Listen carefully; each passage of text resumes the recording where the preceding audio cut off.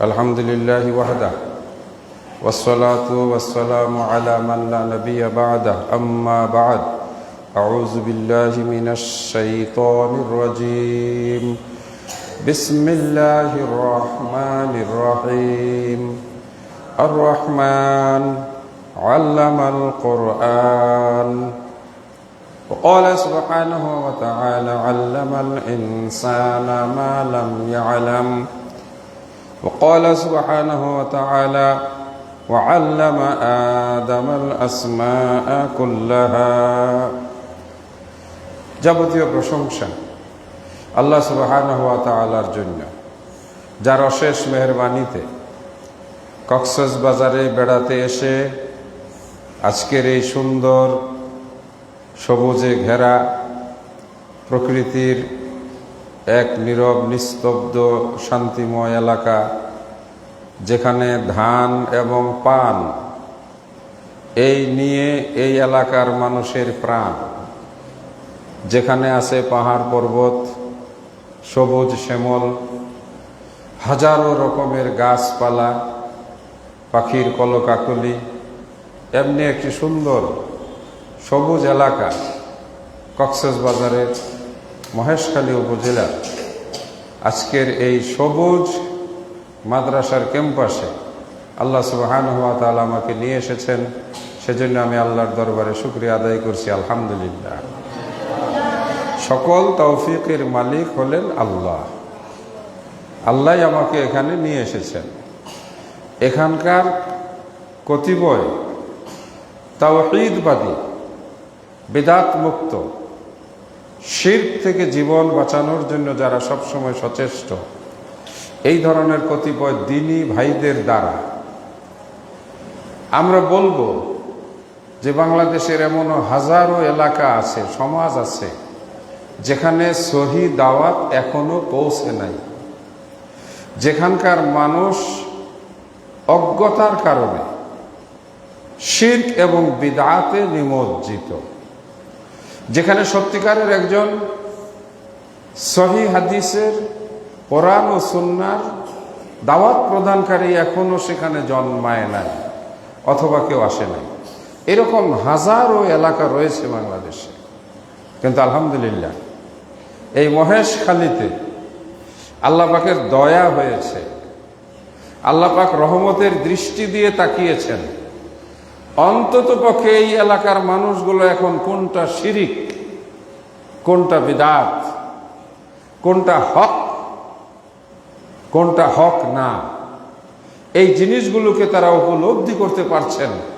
যে সমস্ত উলামা মাশায়েখ, এলাকার সম্ভ্রান্ত মুরব্বিয়ান, আমি অত্যন্ত সম্মানের সাথে স্মরণ করছি এই মসজিদ মাদ্রাসা কমপ্লেক্সের সম্মানিত সভাপতি মহোদয়, যিনি নিজের অর্থ দিয়ে, জমি দিয়ে আজকে প্রতিষ্ঠানটি দাঁড় করিয়েছেন। আমি শ্রদ্ধার সঙ্গে স্মরণ করছি আমাদের শ্রদ্ধেয় প্রাথমিক বিদ্যালয়ের শিক্ষক মহোদয়কে, যিনি তার জমি জায়গা দিয়ে এবং নিজে এই প্রতিকূল অবস্থায় কোরআন এবং সহিহ সুন্নাহর নিজে আমল করছেন, পাশাপাশি ভালো আলেম তৈরি করার জন্য এই মাদ্রাসাটি গড়ে তুলেছেন। আমি কৃতজ্ঞতার সঙ্গে স্মরণ করছি আমাদের সম্মানিত এই সমাজের মুতওয়াল্লি মহোদয়কে, যার প্রচেষ্টায় এই মাদ্রাসাটি পরিচালিত হচ্ছে। আমি ওইসব শিক্ষকদের প্রতি আমার সর্বোচ্চ কৃতজ্ঞতা প্রকাশ করছি যে ইয়াং যুবক হাফেজ সাহেব সাগর পাড়ি দিয়ে কক্সবাজার গিয়ে আমাকে এই মাদ্রাসাটি দেখার জন্য সুযোগ করে দিয়েছেন। হাফেজ মেসবাহ, তারপরে সুদূর দিনাজপুর থেকে এসে এখানে, কত মাদ্রাসা রয়েছে শহরে, অথচ দিনের মহব্বত, এটাকেই বলা হয় সত্যিকারের আল্লাহর দিনের ভালোবাসা বা প্রেম। আল্লাহ তাদেরকে, আসাদুল্লাহ গালিব ভাই কোথায়, দিনাজপুর দেখেছেন, সেখান থেকে এসে নিভৃত পল্লীতে এই মাদ্রাসায় শিক্ষকতা নিয়ে আজকে এলাকায় কোরআন এবং সহিহ সুন্নাহর দাওয়াত দিয়ে চলছেন। আল্লাহ সকলের খিদমাতকে কবুল করে নেন বলি আল্লাহুম্মা আমিন। উপস্থিত সম্মানিত সুধীবৃন্দ, মাদ্রাসার সমপ্রিয় শিক্ষার্থীবৃন্দ, পর্দার অন্তরালের মা ও বোনেরা, বর্তমান প্রযুক্তির যুগ।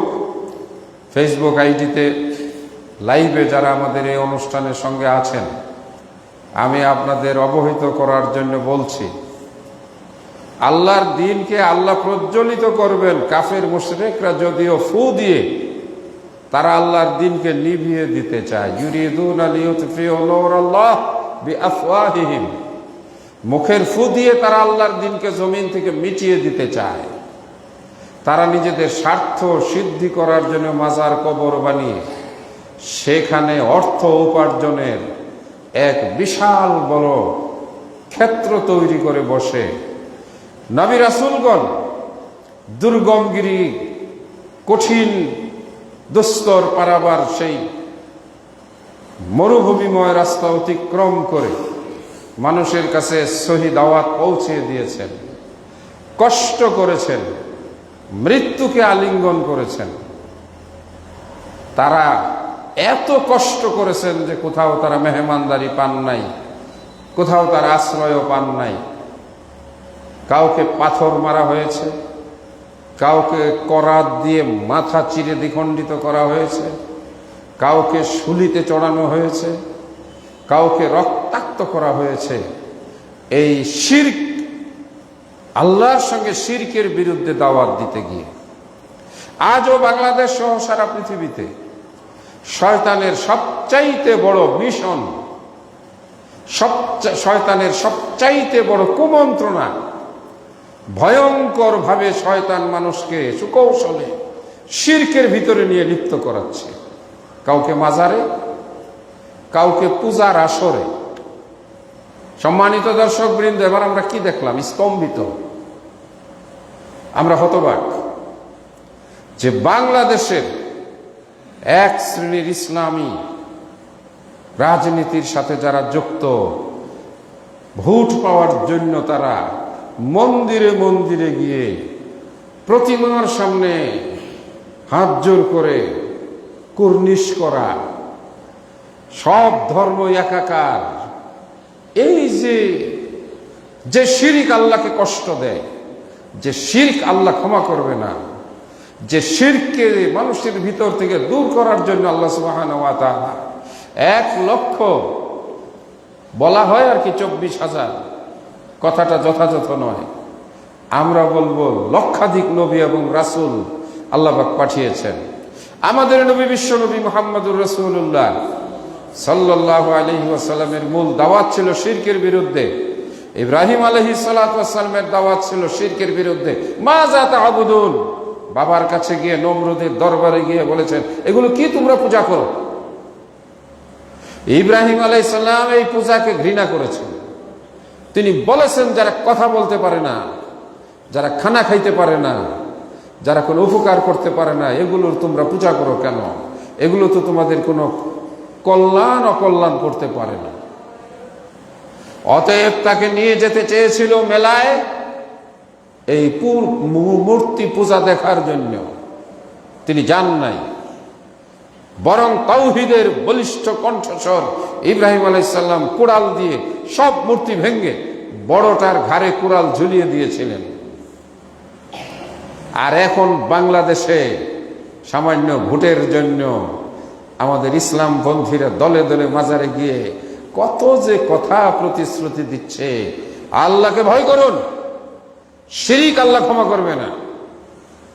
আসমান পরিমাণ নেকি নিয়ে আপনি আল্লাহর সামনে হাজির হবেন, আপনার নেক আমলে যদি একটা শিরক গুনাহ থাকে, আল্লাহ আপনাকে ক্ষমা করবে না। আসমান পর্যন্ত আপনি গুনাহ নিয়ে উপস্থিত হন, আপনার আমলে কোনো শিরক নাই, আল্লাহ আপনাকে ক্ষমা করে দেবেন। সম্মানিত সুধীবৃন্দ, লম্বা আলোচনা করার সুযোগ নেই। আমি মাদ্রাসাটি দেখে অত্যন্ত অভিভূত হয়েছে। ছোট ছোট বাচ্চারা আমার সামনে আছে, পাশের কক্ষে মহিলারা, মা বোনেরা সমবেত হয়েছেন, এলাকার মুরব্বীরা এসেছেন। সংখ্যায় একটু কম মনে হলেও আপনারা কম নন। আল্লাহর কাছে আপনারা সবচাইতে বড় মর্যাদার অধিকারী, বলেন আলহামদুলিল্লাহ। আল্লাহর জমিনে শিরক দূর করার জন্য আপনি চেষ্টা করেছেন, আপনি নবী রাসূলদের কাতারে শামিল হয়ে গেছেন। চিৎকার করে বলি সুবহানাল্লাহ। মহেশখালীর এই মৌলভীপাড়া, আরেকটু জানি কি আছে সাথে, দিনাজপুর, এই গ্রামে আপনারা চতুর্পার্শ্বে আমাদের অন্য জামাতি ভাইরা রয়েছেন। তাদের আমি কোনো দোষ দেব না, কারণ তারা কোনোদিন শিরিক বিদাতের আলোচনা শুনে নাই। বাংলাদেশের শিক্ষা ব্যবস্থা আলেম ওলামারা কোনো শিরকের উপরে আলোচনা করে না। তারা তাবিজ নিজেরা বিক্রি করে, তারা মানুষকে মাজারের উসিলা, পীরের উসিলা ধরতে বলে, তারা গায়রুল্লাহর কাছে সাহায্য চাওয়ার জন্য উৎসাহিত করে। হিন্দুরা তাদের দেবতার কাছে সাহায্য চায়, আর বাংলাদেশের মুসলমানদেরকে পীরের কাছে, ওলির কাছে, মাজারের কাছে সাহায্যের জন্য পাঠায়। কথা ঠিক কিনা বলুন? এই শিরকে নিমজ্জিত সমাজে আপনারা যে আলোর মশাল জ্বালিয়েছেন, আমি দৃঢ়ভাবে মনে করি আপনাদের এই কাজকে এলাকার মানুষ ভালো দৃষ্টিতে নেবে না।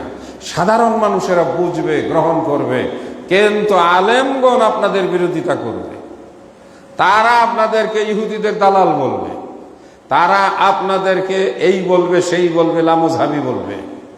কিন্তু আপনারা মন খুলে সাদা মনে নিজেকে জিজ্ঞাসা করুন, আমরা যারা আপনাদেরকে তাওহীদের কথা বলি, লা ইলাহা ইল্লাল্লাহ, আল্লাহ ছাড়া কারো কাছে সাহায্য চাওয়া যাবে না, আল্লাহ ছাড়া কারো কাছে হাত পাতা যাবে না, আল্লাহ ছাড়া কারো কেউ কল্যাণ করতে পারে না, পীর ফকির, মাজারের ওলি আউলিয়া, হিন্দুদের দেবতা অথবা অন্য কিছু মানুষের কোনো কল্যাণ করতে পারে না, এই বিশ্বাসটার নামই তো তাওহীদ। নাকি অন্য কিছু বলেন আপনারা? তাওহীদের হায় এ চিরসেবক, ভুলিয়া গিয়াছে সে তাকবীর। দুর্গা নামের কাছাকাছি প্রায় দরগায় গিয়া মুসলমানে লুটায় শির। মাঝে মাঝে বর্তমান প্রযুক্তির জামানা, দেখি পিশাব দাঁড়াই আছে, পায়ে সেজদা দিতেছে, নাউজুবিল্লাহ মিন জালিক। মানুষ হয়ে মানুষের সেজদা নেওয়া, মৃত কবরে সেজদা দেওয়া, এগুলো সব শিরক। তাবিজ ব্যবহার করা শিরক, আল্লাহকে ছাড়া কোনো মানুষের কাছে সাহায্য চাওয়া শিরক। এই শিরকের আলোচনা বাংলাদেশে একমাত্র আহলুল হাদিসরাই করে, একমাত্র সহিহ মানহাজের লোকেরা করে, একমাত্র সালফে সালিহিনের অনুসারীরা করে। সুতরাং আপনারা সঠিক পথে আছেন, আপনারা সঠিক কাজ করছেন, আপনাদেরকে আমি মোবারকবাদ জানাই। ইনশাআল্লাহ আপনারা নাজাত পাবেন, দৃঢ়তার সঙ্গে বলতে পারি। কেননা আপনারা নিজেরা শিরক মুক্ত এবং সমাজকে আপনারা শিরক মুক্ত করার জন্য মাদ্রাসা প্রতিষ্ঠিত করেছেন। আমি লাইভের মাধ্যমে যারা দেখছেন, শুনছেন, যারা কক্সবাজারে আসেন, আপনারা সুযোগ পেলে এখানে আসেন। একটু সময় হাতে নিয়ে 1-1.5 ঘন্টা সময় লাগে। সাগর পাড়ি দিতে 20 মিনিট, কক্সবাজারের ঘাট থেকে মহেশখালী ঘাটে নেমে অটোতে 20 মিনিট আপনি চলে আসতে পারেন এই মাদ্রাসায়। আল্লাহর যে বান্দা চট্টগ্রামে ব্যবসা করেন, আল্লাহ তার হায়াতে তৈয়বা বাড়িয়ে দেন, হায়াত বাড়িয়ে দেন, তাকে সুস্থতা দান করুন। কি জানি নাম ওনার? সিরাজুল ইসলাম সাহেব। আজকে উনি ব্যস্ততার জন্য আসতে পারেন নাই, আমি তার জন্য দোয়া করে যাই। জায়গা দিয়েছেন, জমি দিয়েছেন, ঘর করে দিয়েছেন। আমাদের মাস্টার সাহেব জমি দিয়েছেন, টাকা দিয়ে এটাকে প্রাণ দিয়ে ভালোবাসছেন। আমাদের অন্যান্য এলাকার যারা আছেন, এই যে মুরব্বীরা, আপনারা ঠকবেন না ইনশাআল্লাহ। আপনাদের পুরস্কার দিবেন কে? নাকি মাজারের কোনো মরা মানুষে কিছু দেওয়ার ক্ষমতা রাখে? আল্লাহ যদি আপনাদেরকে পুরস্কার দেয়, আপনাদের মনে কোনো কষ্ট থাকার কথা? আল্লাহ কবুল করুন বলি আল্লাহুম্মা আমিন। আমি দেখে গেলাম, আলোচনা লম্বা করব না, কেননা আজকে এটা আলোচনার অনুষ্ঠান নয়, শুধু জানান দেওয়া যে এখানে মাদ্রাসাটি হয়েছে। আলহামদুলিল্লাহ, একটি বিদেশি সংস্থার মাধ্যমে এই মসজিদটি হয়েছে। আলহামদুলিল্লাহ, এখানে যারা সালাত আদায় করেন তারা সহি রাসূলের সহি তরিকা মোতাবেক নামাজ আদায় করার সুযোগ পান। তাদেরকে আলহামদুলিল্লাহ আমরা ধন্যবাদ জানাই। তারপরে যারা বাচ্চারা, ছাত্ররা, শিক্ষার্থীরা আছো, তোমরাও কোরআন এবং সহি হাদিস মোতাবেক চলবে, বলো ইনশাআল্লাহ। না অন্য কারো কথা তোমরা শুনবে না। কার কথা মানবে? আল্লাহর কথা। কার তরিকা মতো তোমরা চলবে? নবীর তরিকা মতো। কথা মানবে কার? তরিকা মানবে কার? রাসূলুল্লাহ সাল্লাল্লাহু আলাইহি সাল্লাম। শিরিক এবং বেদাতকে তোমরা আলেম হয়ে ইনশাআল্লাহ সমাজ থেকে দূর করবে। জোরে বলো ইনশাআল্লাহ। ভালো করে পড়াশোনা করবে, ভালো করে পড়াশোনা করবে, মনে মনে সবসময় নিয়ত রাখবে আমি বড় আলেম হব। কি কেমন আলেম হবে বলো? বড় আলেম হব। আল্লামা আব্দুল্লাহ আল কাফি আল কুরাইশির মতো বড় আলেম হব। আল্লামা ইমাম ইবনে তাইয়্যিমার মতো বড় আলেম হব। কি হ্যাঁ ইনশাআল্লাহ বলো। বাংলাদেশের যারা মাদানী আলেম আছে, শায়েখ মাশায়েখরা, তোমরা তাদের মতো বড় আলেম হবে। বলো ইনশাআল্লাহ। এই মাদ্রাসা থেকে আমরা তোমাদেরকে মদিনায় যাওয়ার ব্যবস্থা করব ইনশাআল্লাহ। কিভাবে? এই মাদ্রাসার পড়া শেষ করো ভালো করে। তোমরা যদি ভালো রেজাল্ট করো, মুমতাজ হও, তাহলে তোমরা যাত্রাবাড়ি মাদ্রাসা, আমাদের বড় মাদ্রাসা, নাজিরা বাজার মাদ্রাসা, পাঁচরুখি মাদ্রাসায় ভর্তি হতে পারবে। ওই মাদ্রাসা থেকে ফারেগ হলে তোমরা মদিনা বিশ্ববিদ্যালয়ে যেতে পারবে। আমরা এই রাস্তা তোমাদেরকে করে দেবো ইনশাআল্লাহ। এলাকাবাসীকে আমি বলবো, আল্লাহর উপরে তাওয়াক্কুল রাখুন। আল্লাহ একমাত্র সাহায্য করে।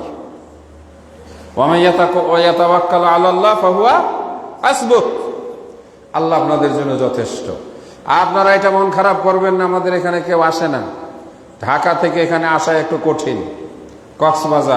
কক্সবাজার থেকে মহেশখালী ঘাট থেকে এই পর্যন্ত অনেকে চিনেও না, অনেক ব্যয়বহুল। তবে আমরা আসা শুরু করেছি। ইনশাআল্লাহ বাংলাদেশ জমিয়তে আহলে হাদিসের অন্যান্য আলেমগণ আসবেন, প্রয়োজন মতো সহযোগিতায় আপনাদের পাশে থাকবেন ইনশাআল্লাহ।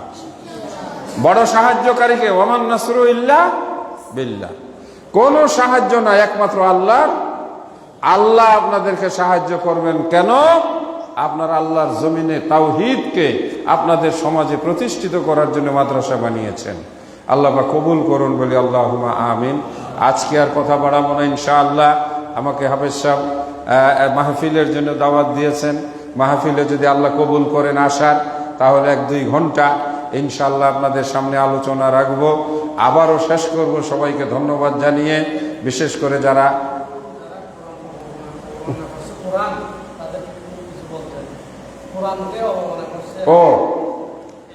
বাংলাদেশে, আমি এটাকে খুব হঠাৎ করে কোনো নতুন ঘটনা মনে করি না। এগুলো পরিকল্পিত ষড়যন্ত্র। এর আগেও বিভিন্নভাবে দাউদ হায়দার কোরআনের বিরুদ্ধে কবিতা লিখেছিল। এক মহিলা তসলিমা নাসরিন কোরআন অবমাননা করে কত কি করেছে। তারপরে এই দেশের বহু ওই নাস্তিকরা কোরআনের বিরোধিতা করেছে, কোরআনকে লাঞ্ছিত করেছে। কেউ কোরআনের পাতা ছিঁড়ে ফেলে দিয়েছে, কেউ কোরআনের মধ্যে আরো অন্যান্য উপায়েও তারা কোরআনকে এই অপমানিত করেছে। এটাও সেই ধারাবাহিকতার একটি এইরকম ঘটনা ঘটতেই থাকবে যতদিন পর্যন্ত না আমরা মুসলমানেরা ঐক্যবদ্ধ হব। আমাদের শক্তি তাওহীদের উপরে যতদিন পর্যন্ত প্রতিষ্ঠিত না হবে। আজকে ওই হিন্দু যুবক বুঝতে পেরেছে যে দেশের ইসলামী নামের লিবাসধারীরা আমাদের মন্দিরে মন্দিরে ঘুরে, আমাদের মন্দিরে গিয়ে গীতা পড়ে, তাদের নিজেদের কাছেই তো কোরআনের গুরুত্ব নাই। আমরা কি প্রতিবাদের ভাষা বলবো? আমাদের নেতাদের কাছে কোরআনের গুরুত্ব কতটুকু? কোরআনের আইন বলবৎ প্রতিষ্ঠিত করবে, অথচ কোরআনের শিরকে হারাম করা হয়েছে। আল্লাহর নামে নয়, একটা দেবতার নামে, একটা মূর্তির নামে একটা মুরগি জবাই করলে হালাল পশু হারাম হয়ে যায়। তাহলে সেই মন্দিরের লাড্ডু অথবা ওই যে গোল গোল করে যে বানায় কি প্রসাদ, মুসলমানের সন্তানে কি করে খায়? আল্লাহর সঙ্গে শিরক করা, কোরআন অবমাননা করার চাইতে কি বড় গুনাহ নয়? অবশ্যই আমি এটা ঘৃণা করব। কোন কিভাবে সাহস পায় এই দেশে দুষ্কৃতকারীরা কোরআনের উপরে পা তুলতে? কিসের বিচার কিসের কেন, পাটা তো টান দিয়ে ছিঁড়ে ফেলার কথা ছিল, তাহলে সাবধান হইতো। আমরা কিছু ঘটলে রাস্তায় মিছিল করি, সরকারের কাছে দাবি জানাই, সরকার তাকে নিয়ে সেফ কাস্টডিতে রেখে হালুয়া রুটি খাওয়ায়, আর বাহিরে তামাশা দেখে আর আমাদেরকে বলে তোমাদের মিছিল পর্যন্তই শেষ। সত্যিকারের ইমানদার হলে রাসূল সাল্লাল্লাহু আলাইহি সাল্লামের জামানার ঘটনা মনে নাই? কোরআনকে অবমাননা করে কবিতা লিখত এক ব্যক্তি, কাব বিন আশরাফ, রাসূল সাল্লাল্লাহু আলাইহি সাল্লামকে অবমাননা করে কবিতা লিখত। টকবগে শরীরের রক্তের ইমানের তেজে বলিয়ান এক সাহাবী গিয়ে তাকে একেবারে মাটির মধ্যে ফেলে তার জীবন লীলা সাঙ্গ করে ফিরে এসে আল্লাহ রসুলের কাছে বলে, ইয়া রাসূলুল্লাহ, আল্লাহর কোরআন অবমাননাকারী আর রাসূলের অবমাননাকারীকে জমিনের বুক থেকে নিশ্চিহ্ন করে দিয়েছি, বিচার একটাই। কিন্তু আমরা এখন ফ্যাশনে পরিণত হয়েছে, কিছু হলে আমরা রাস্তায় দাঁড়ায় মানববন্ধন, মোবাইলে ছবি মানুষের সামনে, আমি খুব দেখো দেখো আমাকে দেখো, এইগুলোকে আমি কোনো গুরুত্বপূর্ণ কাজ মনে করি না। এগুলো হচ্ছে এক ধরনের ফ্যাশন করা। বাস্তব কাজ হলো প্রতিবাদ একজনেই যথেষ্ট, ওকে ধরে এনে টান দিয়ে ওর পাটা ছিঁড়ে ফেলাও, তারপরে আদালতে যাও। আমার কোরআনের উপরে পা উঠেছে, ওই পা নিয়ে বাংলার জমিনে সে চলতে পারে না। কত বড় ধৃষ্টতা! সে তো তাদের গীতার উপরে পা তুলে নাই, সে তো খ্রিস্টানদের বাইবেলের উপরে পা তুলে নাই। খ্রিস্টানরা ওই যে সেই পূজার মণ্ডপে গিয়ে গীতা পাঠ করে নাই, কারণ খ্রিস্টানরা জানে এটা হিন্দুদের অনুষ্ঠান, এখানে আমাদের যাওয়ার কোনো দরকার নাই। আমরা মুসলমানদের সত্যিকারে ইমান বলে কিছু নাই, তাওহীদে কোনো চেতনা নাই, আমরা মুশরিকে পরিণত হয়েছি। মুশরিকদের সামনে কোরআন অপমান করলেই কি আর না করলেই কি, এটা তারা ধরে নিয়েছে। এইসব ঘটনা ঘটতেই থাকবে। অতএব যতদিন পর্যন্ত মুসলমানেরা তার সত্যিকারের ইমানে ফিরে না আসবে, এভাবেই তারা লাঞ্ছিত হবে, এভাবেই তারা অপমানিত হবে। গাজায়, ফিলিস্তিনে, অথবা আমাদের মিয়ানমারে, অথবা সারা পৃথিবীর অলিতে গলিতে একমাত্র ওই বলির পাঠা, নির্যাতিত নিষ্পেষিত, যাদের উপরে চলছে রক্তের হোলি খেলা, যাদেরকে পাখির মতো গুলি করে মারছে, সেই জাতিটার নাম হলো মুসলমান। জানি না কবে আল্লাহর রহমত আসবে, মাতা নাসরুল্লাহ, কবে আল্লাহর সাহায্য আসবে এই জাতির জন্য, আল্লাহই সেটা ভালো জানেন। তবে হ্যাঁ, যেদিন এরা সত্যিকারের মুসলমান হবে, হয়তো সেদিনই তাদের উপরে আল্লাহর সেই সত্যিকারের আসমান থেকে নেমে আসা ফেরেশতা দলের সাহায্য তারা পাবে। আল্লাহ পাক আমাদেরকে সেই দৃশ্য দেখিয়ে যেন কবরে নেন, বলি আল্লাহুম্মা আমিন। আবারও আর কথা না বাড়িয়ে আজকের এই সংক্ষিপ্ত পরিসরে সংক্ষিপ্ত আলোচনা এখানে শেষ করছি। সবাইকে আবারও ধন্যবাদ জানাচ্ছি। এলাকাবাসী মুরব্বীরা যারা বসেছেন তাদেরকেও ধন্যবাদ জানাচ্ছি। আমরা আপনাদের পাশে আছি ইনশাআল্লাহ। আপনারা একা নন, বলে গেলাম, আপনারা একা নন ইনশাআল্লাহ। তো আসসালামু আলাইকুম ওয়া রাহমাতুল্লাহি ওয়া বারাকাতুহু।